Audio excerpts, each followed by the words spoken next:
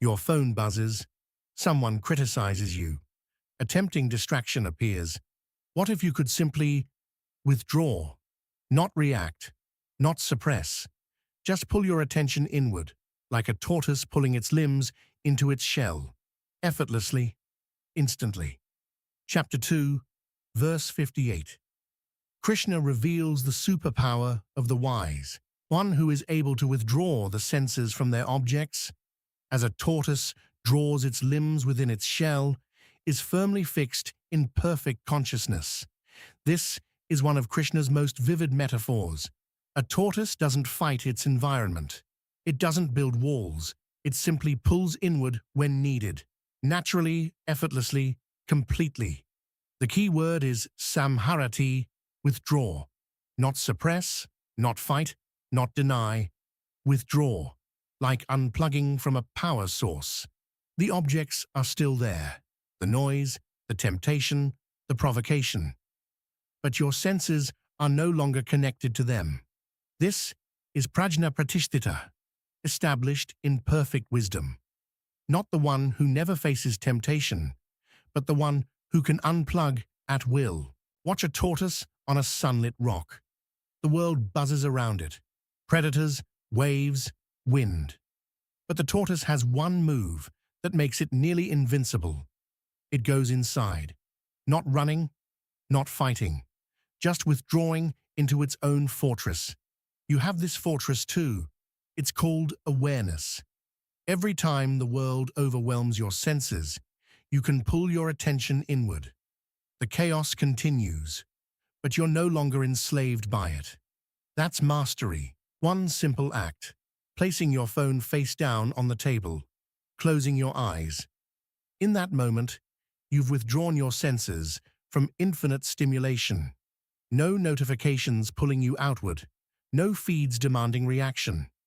Just you, returning home to yourself.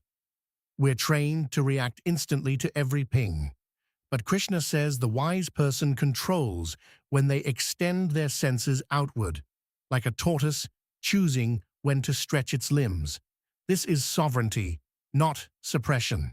A busy marketplace, vendors shouting, crowds pushing, and in the middle of it all, one person seated in perfect stillness, not removed from life, but untouched by its frenzy. There's a reason masters practice in noisy places. Anyone can be calm in a cave. The real test is, can you withdraw your senses when the world screams for your attention? That's the tortoise teaching. Not retreat from life, but sovereignty within it. The shell isn't escape, it's mastery. Sometimes withdrawal is as simple as closing a door. On one side, the harsh, chaotic, demanding world. On the other, warm, quiet, golden stillness. You're not running from responsibility. You're choosing when to engage and when to retreat. Krishna doesn't ask you to abandon the world. He says, be the master of when you extend outward and when you draw inward. That choice, conscious, deliberate, wise, is the tortoise's teaching applied to your daily life. Picture this. A storm rages outside your window. Rain hammers the glass. Wind howls. But inside, you sit with a warm cup of tea, completely at peace. You haven't stopped the storm. You've simply chosen not to stand in it. This week, practice the tortoise response. When something provokes you, an insult, a craving, an urge to react, don't engage. Don't suppress. Just close the window. Return to the warm room of your awareness. You choose when to step into the storm and when to remain home. The tortoise doesn't fight the ocean. It simply knows when to go inside. That's not weakness. It's the highest wisdom. One shloka every day.